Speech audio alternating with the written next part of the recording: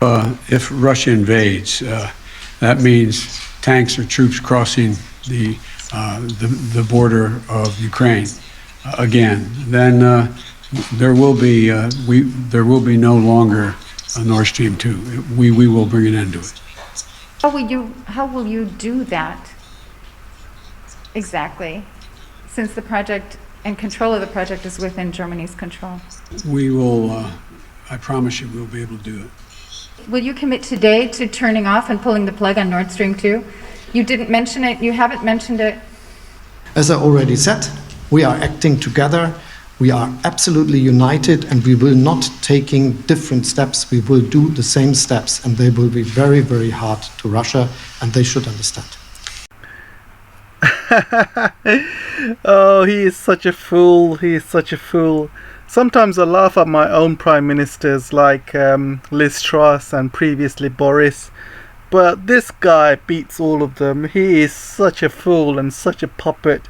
I don't even know how he became a chancellor running the country. He's absolutely destroying Germany as we speak. What an idiot. So before I start, I have a quick favor to ask. I just need 10 more people to join my locals page.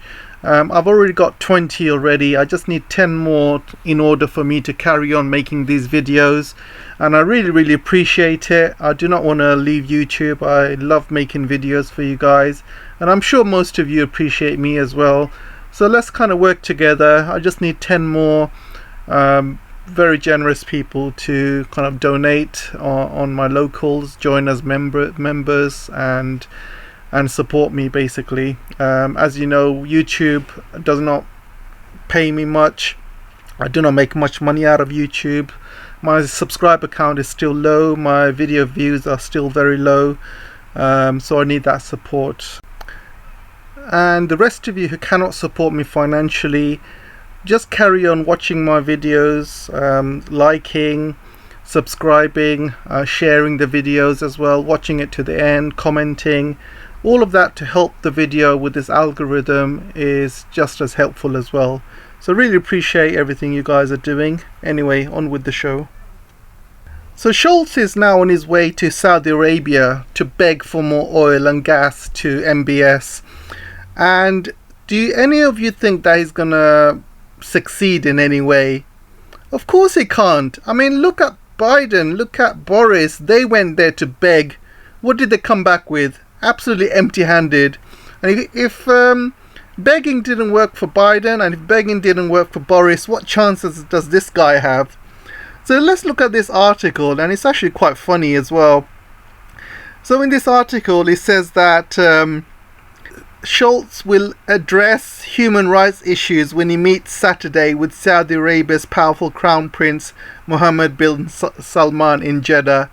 So let me tell you something. Do you really think Mohammed Prince Salman will sit there taking a lecture from Scholz and then offer him as much gas and oil as Scholz needs? Absolutely unbelievable. I just don't know how stupid these Western leaders are. Boris tried the same trick and he come back empty-handed, but Biden did the same trick as well. I mean, seriously, you know, if you have human rights issues with Saudi Arabia, then don't deal with them. Why beg for oil? Why beg for gas? Let me tell you something about human rights. Human rights is only an issue to the West if they don't like you, if they don't like you as a country, if you don't follow their rules. But if you follow their rules, you're a friend of the West, you can have as much human rights abuses as you want, and they won't even say anything. I'm talking about Israel and what they're doing to Palestine. I can give you so many examples around the world. You can be a friend of the West, you can do whatever you want to your people, to other countries. They won't even say anything, they won't even mention it. But if you're like an enemy of the West, that's it, you know. Human rights, use it as a weapon. Bring Amnesty International on board. Come on guys, write some articles. That's how it works. When they need you, who cares about human rights? Well, when they don't need you, oh, human rights, human rights. One of the other reasons he's going to Saudi Arabia because he wants to secure green hydrogen from Saudi Arabia. As you know, Saudi Arabia has got many vast amount of desert, vast amount of sand, empty land, and lots of sun as well. So they have a huge potential to fill up those desert empty land with solar panels and use that energy and power to build green hydrogen plants. And this is the cleanest way to make hydrogen. There are other ways as well. It's called grey hydrogen, where you can use fossil fuels to make hydrogen. There is also pink hydrogen as well, where nuclear power is used to make hydrogen. But hydrogen seems to be the energy of the future. It's very clean, as long as you make it in a clean way. And green hydrogen is the cleanest way possible to make hydrogen. And hydrogen can be used in the future for cars, planes, ships. So it is a long-term future and replacement for natural gas. And this is what why German Chancellor is going to Saudi Arabia to try and secure lots of green hydrogen. Because one thing Europe doesn't have is sun, and a lot of the solar panels in Europe are pretty much useless. They don't really have much sun. It rains a lot, especially in UK, and also there's not much wind as well. Last few years it's been very slow wind. So they need countries like Saudi Arabia. So a lot of people don't realize this, but there is a weapons embargo placed on Saudi Arabia by Germany. At the time before Khashoggi's killing, Germany were actually second or third in terms of selling weapons to Saudi Arabia at the time, and obviously behind USA and UK as well. And they've recently extended that ban. So now Scholz has gone to Saudi Arabia to beg MBS for help, and it's absolutely ridiculous how he thinks that he can persuade MBS to provide him with long-term deals with oil and gas when Germany have placed sanctions on him, refused to sell him weapons, absolutely been vilifying him, made him into a pariah. So why would MBS actually host this guy? And I bet to you he's not gonna even meet him at the airport.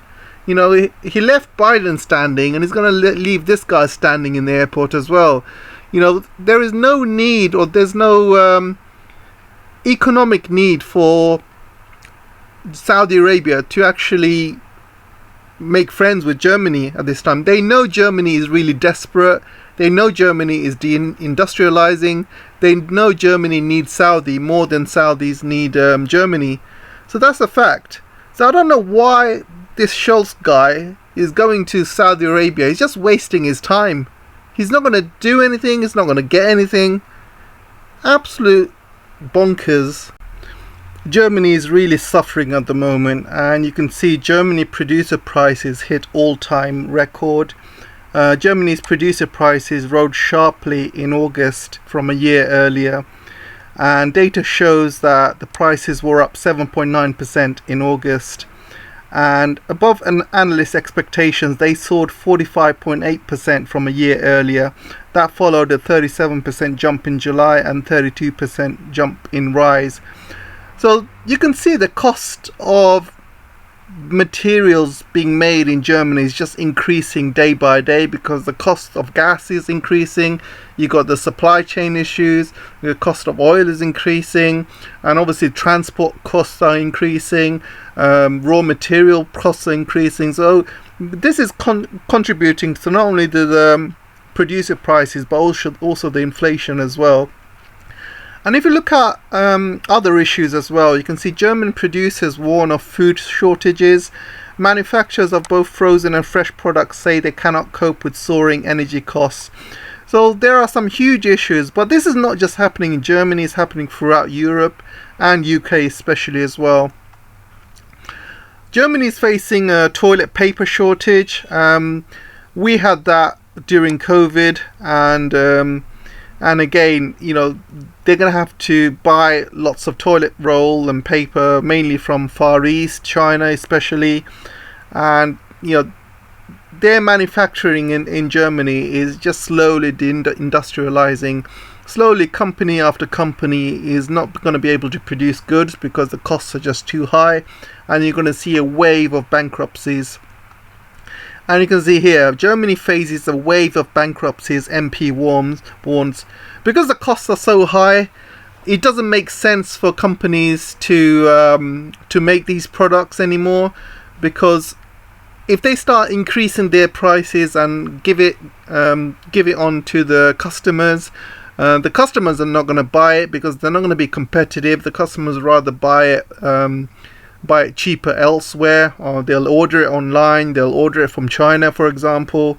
So there is no use for all these companies to produce products in Germany anymore. They are just not going to be competitive enough, and you're going to see a lot of bankruptcies happening. With gas and electricity prices soaring, Germany, the largest EU economy, is projected to contract in 2023. And the energy crisis is wreaking havoc on Germany's economy and could lead to 0.3% drop in GDP next year. I think it's going to be more than that, to be honest. If you're having a country which is deindustrializing, it's going to be a much more bigger percentage of GDP than 0.3. It's going to be huge. When you're having to pay so much more for gas and electricity compared to the cheap stuff you're getting from pipelines for all these years, and then you have all of these bankruptcies happening, the cost of inflation going up, it's going to be a huge drop in GDP. I would probably say within just probably under 5%, I'll probably estimate, but it could be more, you never know. With energy prices out of control, the country's economy will just be a reminder of the good old days, said the MP. She called for restrictions to be cancelled while engaging talks with Moscow. That would be the most intelligent thing to do, but as you know, a lot of these world leaders, including the German leader, are not intelligent, and it's probably the last thing they'll ever do. The German economy has other issues as well. One of their major gas suppliers, UNIPER, has been nationalized by Germany, and it will cost them around 25 billion for this, because they paid 15 billion to UNIPER not long ago, and now it looks like they're going to have to pay another 8 billion and also pay for some of their losses and things like that. So it could come up to around 25 billion. And as you can see from this article here, the bailout costs are totaling 25 billion for UNIPER. But that's not the only gas company in Germany. You have a second one as well, and the company is called VNG. German gas supplier VNG is asking for a government bailout to stem further losses. The company said Friday cuts from Germany's Russia's Gazprom have upended market prices and reliability. VNG is the second gas supplier to ask Berlin for a bailout this year. So things are not looking good in terms of German gas companies and bailouts, and obviously all of this money is going to be going into bailing out these companies. I don't know how it will help Germany by bailing these companies out, because these gas companies are still going to make a loss. They're not going to make any profit because you still got an issue with gas. Where are you going to get the gas from? It makes sense for UK to nationalize BP and Shell because they've made 170 billion in profit. So if Britain nationalizes those companies, imagine all of that money going into Britain as a country, and that money can go into helping British cost of living and things like that. However, if you're going to nationalize a company that's making huge losses, especially gas companies, then you're going to keep making losses, and this money is going to have to come out of Germans' taxpayers. So this is bad news, and unless they can get another gas source, or unless they can find a way to get cheap gas, they're just going to keep bleeding money from their pockets. So Germany is acting like little kids now. So you have stories such as Germany seizes control of Russian oil refineries, However, they're taking control of these oil refineries, but there's no oil. Where are they going to get the oil from? And they used to get it from Russia, so that's not going to come anymore. So they're going to have to find other places to make oil. And don't forget, these Russian refineries only work on Russian crude oil. You know, as you know, there's so many different types of oil around the world. And, you know, there's different types of Saudi oil, there's different types of Russian oil, there's types of Iranian oil, the Chinese oil. You know, oil is different. It comes in various different, types around the world. So these refineries only work with Russian oil. So unless you're planning to buy Russian oil, which they can't and they won't, because Russia's not going to sell it to them, unless they buy it off India, and India sells Russian oil, so India becomes like a middleman, or China even. Unless they're planning on doing that, they're going to have to spend a significant amount of money to upgrade these refineries to work on other types of oil. So again, this needs time, this needs money, and this is stuff that Germany doesn't have. So that's not the only thing that Germany is doing. You can see Germany to nationalize Russian gas subsidiary, Der Spiegel. So again, they're grabbing things, seizing without compensation. So when somebody says to you, I'm seizing it without compensation, what's another word for it? I say it's robbery. You're stealing. You're stealing it away from somebody. You're taking away somebody else's stuff without compensation. That's stealing. That's robbery. I mean, seriously. I mean, Germany needs to do stuff to de-escalate the situation, not escalate things with Russia. So there's major problems as well. German nuclear plant suffers leak. So Germany has currently 3 nuclear power plants in Germany operating at the moment. They were going to shut them down this year, but they decided to prolong the life. And the problem is they have not been maintaining these nuclear power plants because they were due to be decommissioned this year. So a lot of the parts are still old. They've not been putting any money in. They've not been maintaining a lot of the equipment. So these power plants have been going wrong. So now you have 1 power plant going out of action and you only have 2 more left. So that's absolutely crazy, guys. You have 2 power plants which are literally old and gathering dust, and they could fall apart any minute now as well. So this going out of action, it gives more pain to Germany, because how are they going to replace this power plant? They'll need more gas, they'll need to burn more fossil fuel to compensate, and it just adds to their problems, really. And when you see articles like this, there is a touch of common sense to it, and you can see here, Germany needs Russian gas official. The head of Saxony says the current high prices are hurting the country's economy. So we need more people like this with a bit of common sense to come out and just say to the German government to stop being such puppets and start looking after your own interest. Stop following what America wants. Start doing what you want as a country and just start looking at your own people and doing what's best. Have your own sovereignty, for God's sake. So you can see here, Russian gas supplies are critical for Germany and will remain so for the foreseeable future, despite Berlin's attempts to diversify its energy sources. Attempts is the big word here, attempts. They have not, it's only attempts at the moment. They have not succeeded. So that's all I have time for today, guys. I'm trying to keep my videos to the 20-minute limit. Hope you enjoyed the show for today, and don't forget, do what you can to help support the channel. I only need 10 people more, just 10. Compared to other YouTubers who have about 900 Patreons or 1,000 or 2,000 Patreons. I mean, those guys, it's not going to make any difference if 1 extra patron joins or 10 extra patrons joins to them. It's not going to make any difference to their wallet. But for me, 10 people is like gold. It's a difference between carrying on making YouTube videos or finding another job. And as I have promised in my previous videos, this is only until I get up to 100,000 subscribers or anything around that figure. Then I will tell all of you who are supporting me on locals and other aspects to go support somebody else who is younger, who is just starting out on YouTube. They need support more than all of these established people already out there. You know, I just don't see the benefit of all of these established YouTubers who have got thousands and thousands of supporters on their Patreon and locals.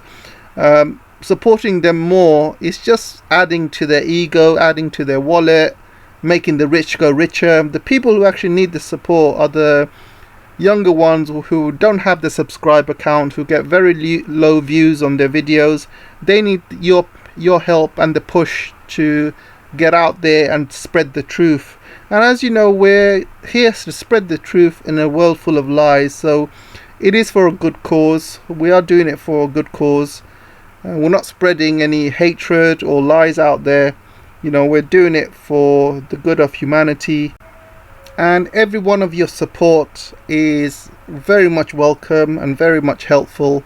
And the rest of you who are actually liking the channel, watching the videos, pushing the videos out there by sharing, by commenting, by helping with the algorithm, you guys are just as important as well. So let's keep it going. Let's help spread the truth out. You know, it's a world full of lies. So let's do what we're doing. It's very, very important. And I need your help. So let's work on this together and let's try and make the world a better place. Thanks guys, and I'll see you in the next video.